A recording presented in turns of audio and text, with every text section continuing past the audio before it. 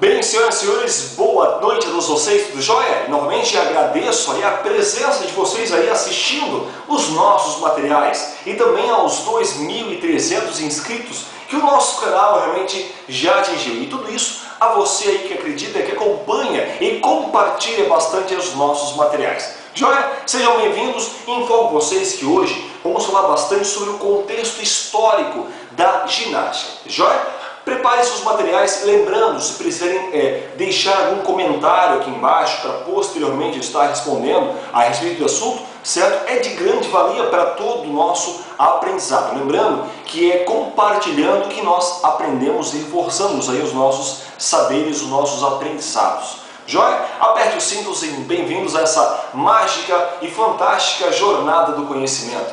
História da ginástica. Bem, iniciando então essa playlist, essa grande lista de vídeos que vamos ter daqui para frente, certo? Bem, começamos então a falar da história da ginástica a partir da pré-história, né? Como os nossos primatas, os homens de Neandertal, os Homo sapiens, cultivavam, trabalhavam o corpo na pré-história. Entendemos a partir desse ponto, né?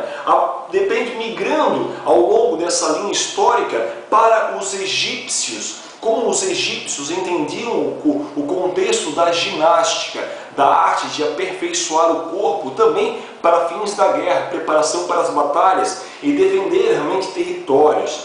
Aí a partir disso, pensamos a partir dos asiáticos, né, os japoneses, os chineses, os asiáticos em si, que entendem a reflexão do corpo, né, a relação do corpo e mente com as artes marciais e com as artes suaves em si, né? E depois partimos aí desse contexto histórico dos asiáticos para um período mais pré-colombino. Esse período pré-colombino, né, é um período também que acontece também na América, onde essa população especial, eles cultivavam também as formas de ginástica específicas, características da época, e depois partindo por um período clássico da história, né, na própria Grécia, as próprias termas, né, usavam o banho nas termas da própria ginástica, né? Isso era ginástica na Grécia Antiga, estar se banhando, né, diante das termas em si, e depois da Roma, né, com a preparação para a guerra, o lúdico e também o próprio circo era uma arte de ginástica também nessa era do período clássico, tanto da Grécia quanto da Roma em si. Idade Média. Essa Idade Média, nós temos aí o início das próprias cruzadas, né? A influência do próprio cristianismo, né? Como o cristianismo muitas vezes privava o corpo de se mostrar, privava o corpo de trabalhar, por uma questão de dar ênfase apenas à alma, apenas ao espírito, à essência, né? À transcendência em si. E negava o corpo como objeto realmente objeto do pecado em si, certo? Então o cristianismo teve um papel aí muito importante na história da própria ginástica. A própria preparação bélica também, né, usava-se o corpo para defender a cristandade. Os jogos de competição, né, podemos ter aí também nesse período da Idade Média, né, e também o próprio objeto, né, objeto também para esses jogos de competição é apenas jogos sem ferir o outro. Apenas uns jogos realmente de competição, porém sem ferir o outro. Mas era uma preparação também para as grandes guerras. E aí partindo, né, saindo da Idade Média, entramos então na própria Idade Moderna, onde tivemos uma prática sistematizada, né, das publicações na Idade Moderna.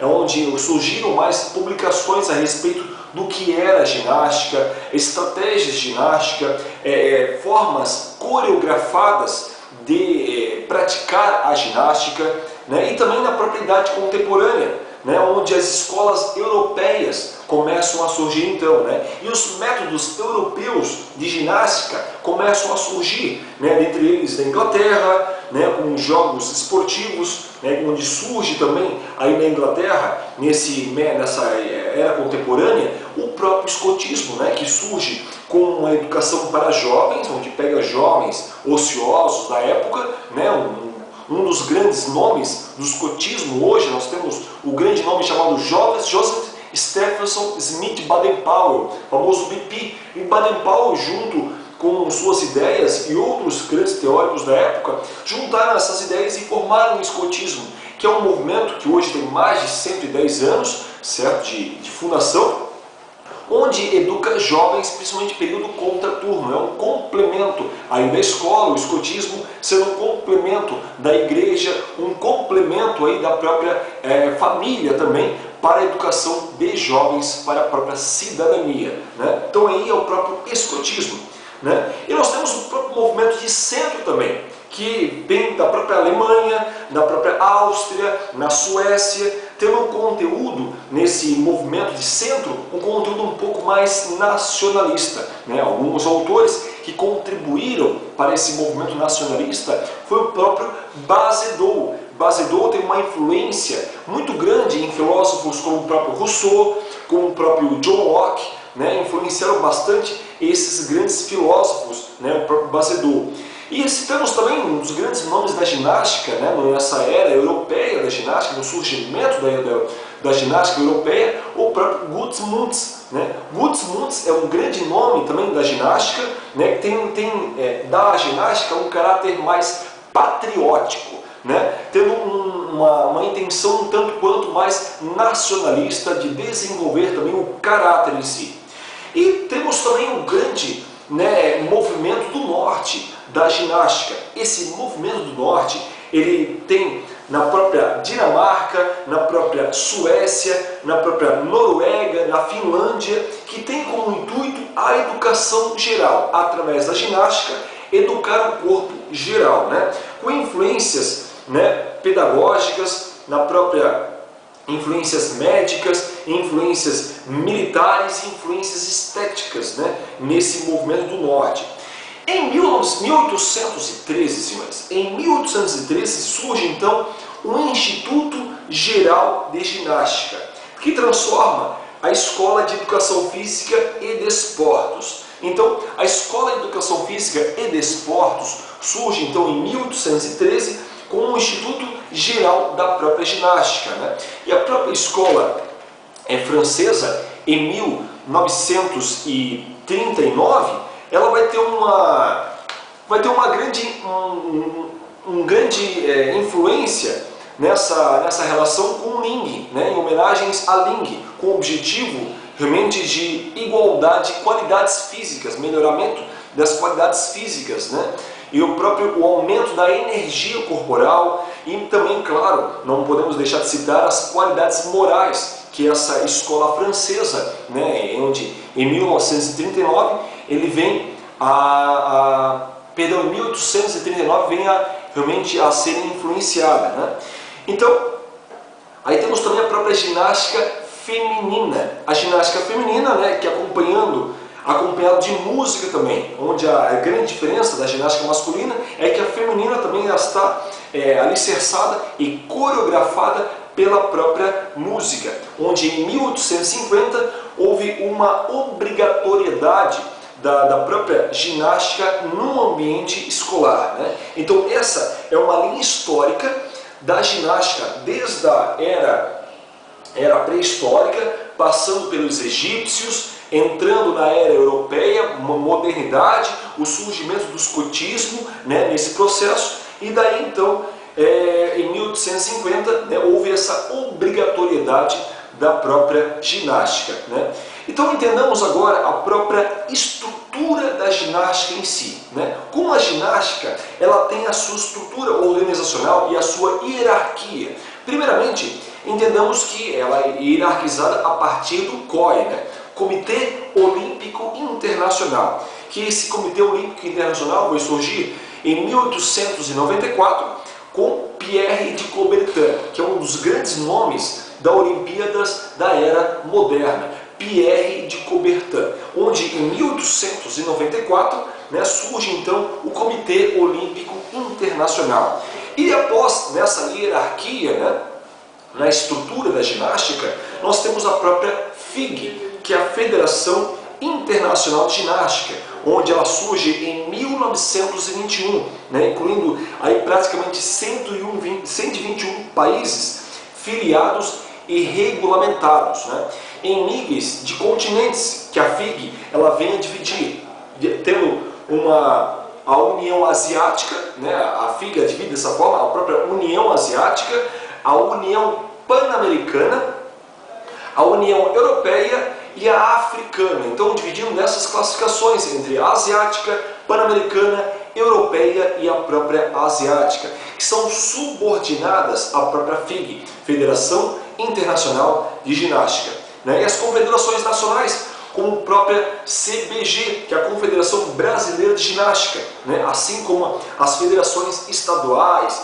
e assim subsequentemente, né? Existindo essa hierarquia de uma liga estadual, uma liga nacional, né? Uma liga pan-americana e a própria FIG, que está, né, subordinada ao próprio COI, né? Comitê Olímpico Internacional. Então essa é a estrutura da própria ginástica, né? A estrutura como ela se hierarquiza desde o COI até mesmo a CBG, a Confederação Brasileira de Ginástica.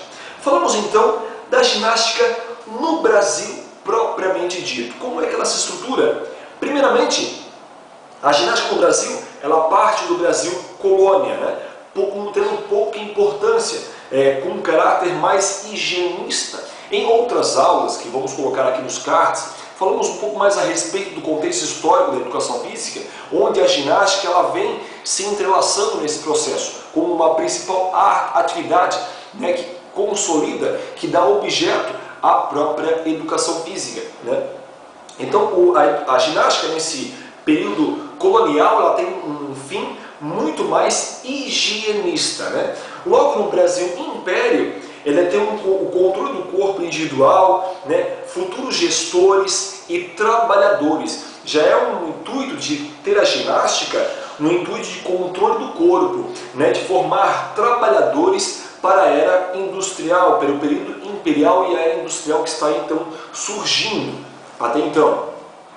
Em 1851, voltamos um pouco na história, em 1851 houve então a prática da ginástica no ensino primário. Então a prática da ginástica no ensino primário começou a ser um pouco mais obrigatória, aí por um grande nome chamado Couto Ferraz, onde falamos muito mais, né, também nas videoaulas que vão aparecer também aqui em cima, nos cards. Clique aqui e vocês verão um pouco mais sobre a história de Couto Ferraz, a importância de Rui Barbosa para a fundamentação da ginástica e implementação da educação física dentro do ambiente escolar, onde vem a formação de uma raça forte, né, a partir disso, do patriotismo e do nacionalismo, utilizando a ginástica nesse intuito de fortalecer o homem para uma nação forte, para uma nação mais patriótica, né, com funções mais cidadãs.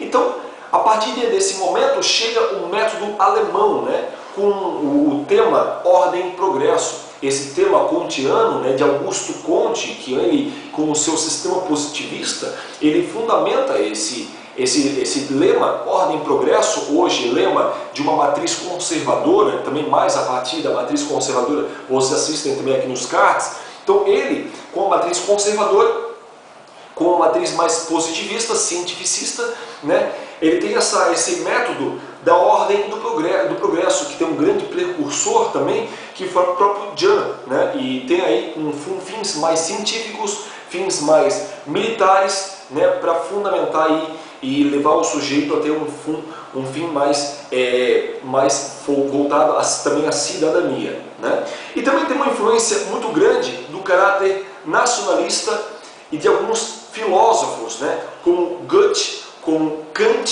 e Hegel.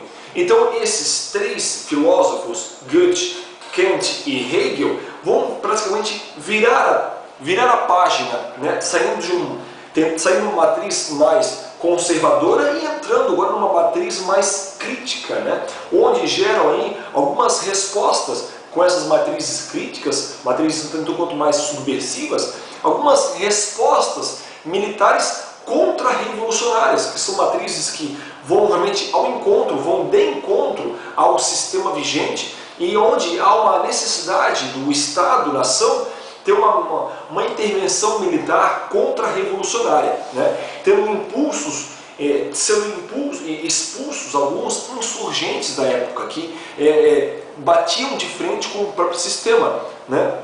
O próprio Jean, aos poucos, adaptou o seu método, né? Vendo algumas barreiras militares, adaptou o seu método, tendo algumas características mais humanistas nessa própria ginástica, né? Que até então, por mais que teve características mais humanistas, mesmo assim não foram bem aceitas essas teorias, né? Que chegaram ao Brasil e que são acolhidas aí por próprio Rui Barbosa. Então, o Rui Barbosa acolhe as teorias de Jean e realmente gerando uma reforma do ensino médio, também lá em 1879. Né? Então, em 1879, Rui Barbosa implementa fortemente, ele como deputado federal, implementa fortemente uma reforma do ensino médio dentro do ambiente escolar, introduzindo a ginástica, introduzindo a educação física um pouco mais fortemente, né? Somando aí com o método sueco, né? Tendo um caráter, esse método sueco, um caráter um pouco mais pedagógico, né? Da atividade física, um pouco mais da progressão, da pedagogia do movimento, a progressão de sujeitos que têm menos habilidades físicas, evoluindo pedagogicamente em seus gestos, né? E influência também do próprio método francês, né? Que em 1907 o exército francês ele vem ao Brasil, então uma ação mais formativa, né? Repercutindo no próprio meio civil e também na própria escola, que nesta época ele começa uma visão mais elitista, né? da própria educação física, tendo vigor para a classe trabalhadora, a inserção da própria área médica, como a própria fisiologia, a própria anatomia e a própria biologia. Então as ciências naturais, né, as ciências biológicas, elas começam agora a entrar mais fortemente na educação física escolar, começam a entrar mais fortemente para entender como funciona o método ginástico, seja esse método, o método sueco, o método alemão ou o método francês, que até então vigente nessa época. Então essa é realmente as próprias características, né, e como a ginástica ela se fundamenta no Brasil. E pensamos como que essa ginástica ela se classifica, propriamente dita, né? Então essa ginástica, de modo geral, ela tem algumas classificações que, segundo alguns autores, eles vão dividir em 5 campos especialmente, né? A ginástica.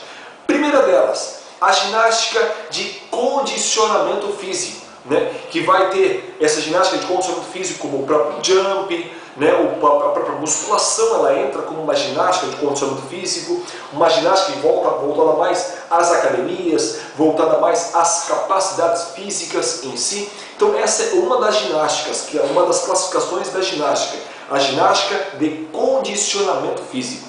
Um segundo tipo de ginástica é a ginástica de conscientização. Essa ginástica de conscientização corporal, ela vem com a própria bioenergética, o Feldenkrais, né, a eutonia, que tinha cunho até então de solução para patologias, né, o busca da respiração, o trabalho da velocidade, da conscientização dos movimentos, a relação entre mente e corpo. Então esse também é um tipo de ginástica, a ginástica de conscientização corporal, como segundo ponto. Um terceiro ponto é a ginástica de demonstração. Essa ginástica de demonstração também ela pode ser entendida como a própria ginástica para todos. A ginástica para todos ela é um pouco mais abrangente, ela usa a escola, ela é para a escola, e na escola ela é muito mais utilizada porque ela pega vários elementos ginásticos, tanto a ginástica rítmica, quanto a ginástica artística, quanto a ginástica acrobática, e utiliza essa ginástica para todos como uma ginástica aí de demonstração, sem fins competitivos, que pega aí um público em geral, né? Então essa é a ginástica de demonstração, como terceiro ponto. Nós temos um quarto tipo de ginástica, senhores, que é a ginástica de competição. Essa ginástica de competição, é a ginástica rítmica, a própria ginástica de trampolim, né? É regida pela própria FIG, lembrando que a ginástica rítmica, ginástica de trampolim, elas são regidas pela Federação Internacional de Ginástica, né? Que tem um regulamento, que tem toda uma normativa que rege as suas regras, né? Para o funcionamento dessa atividade competitiva, dessa ginástica de competição, que é a própria atividade rítmica de trampolim e a própria ginástica artística. E uma quinta tipo de ginástica é a ginástica fisioterápica. A ginástica fisioterápica, ela tem, podemos dizer, o próprio Pilates, a ginástica fisioterápica, a própria cinesioterapia é uma grande ginástica fisioterápica, as correções das patologias de modo geral são exercidas especialmente por fisioterapeutas, essas ginásticas fisioterápicas, né, que tem uma população específica, pessoas que têm uma certa patologia a ser curada, a ser corrigida de modo geral. Então essas são as classificações então da própria ginástica. Falamos agora sobre as ginásticas contemporâneas, né? Quais são os horizontes dessa ginástica contemporânea? Quais são as perspectivas, senhores, dessa ginástica contemporânea? Então ela tem uma variedade no próprio trabalho, né? Há publicações na ginástica em si. Em suma, são muito poucas as publicações que decorrem a respeito da ginástica em si. Temos muitas publicações na área, por exemplo, esportiva, mas temos poucas publicações na área da ginástica, esse grande elemento da cultura corporal de movimento, né? Existem poucas publicações a respeito disso, faltando uma certa especificidade das pesquisas, né, que influenciam a ginástica, que influenciam o ambiente da ginástica, que podem dar mais respaldo, fomento e incentivo, né, para que a ginástica cresça em vários ambientes, seja na escola, seja em academias, seja em clubes ou até mesmo em praças públicas.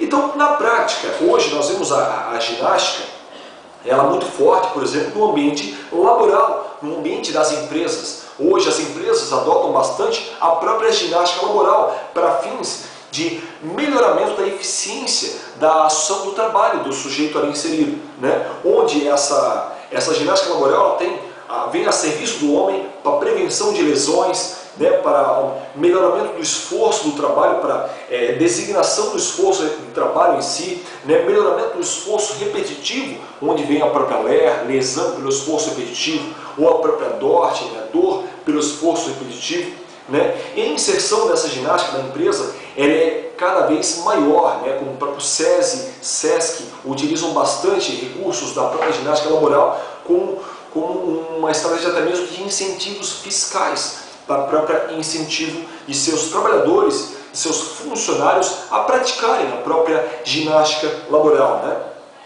E essa ginástica laboral ela vem realmente a preparar o trabalhador, né, ajudar o homem a melhorar o seu desempenho, né, tendo menos lesões, menos índices de aposentadorias pelas questões realmente de invalidez ou pelo uso repetitivo de algum membro em si, certo? Então, senhores, finalizando esse grande contexto histórico, né, início de nossa grande playlist sobre ginástica, certo? Vemos que a ginástica,